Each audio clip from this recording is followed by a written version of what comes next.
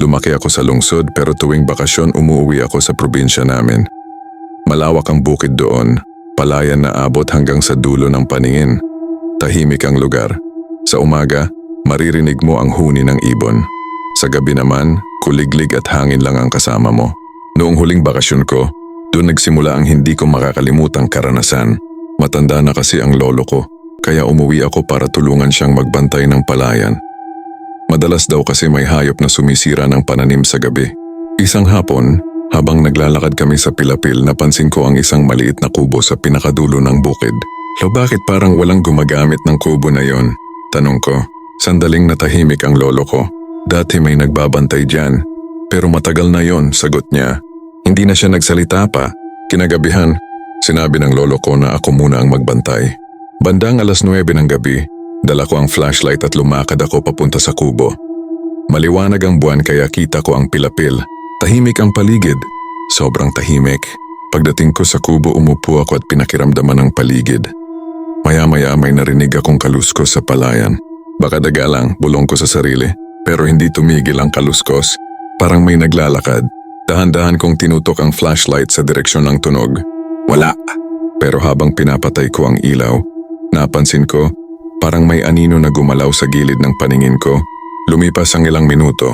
Biglang may narinig akong yabag sa Pilapil. Hindi siya tunog ng hayop. Tunog siya ng paa ng tao. Hello? Tawag ko. Walang sumagot. Tinapat ko ulit ang flashlight. Sa malayo may nakatayo. Isang lalaki. Nakatayo lang siya sa gitna ng Pilapil. Hindi gumagalaw. Kuya, sino po kayo? Tanong ko. Hindi pa rin siya gumalaw. Pero napansin ko, parang hindi siya naglalakad. Pero palapit siya ng palapit. Parang dumudulas sa lupa. Kinilabutan ako. Tumayo ako at sinubukang lapitan siya. Habang papalapit ako, unti-unting nagliwanag ang mukha niya sa buwan. At doon ko nakita, wala siyang mukha.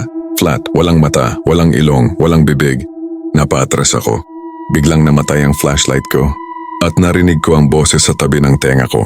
Bakit ka nandito sa lugar ko? Napalingon ako agad. Walang tao. Pero sa harap ko, wala na rin ang lalaking walang mukha.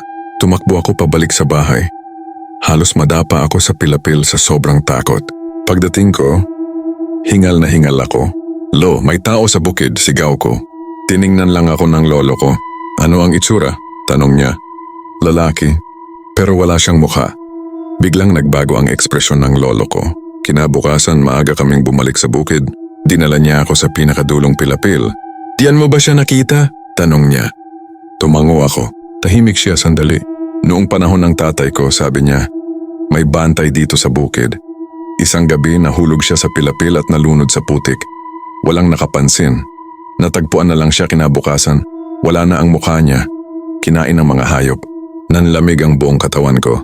Akala ko tapos na ang lahat, pero hindi pa pala.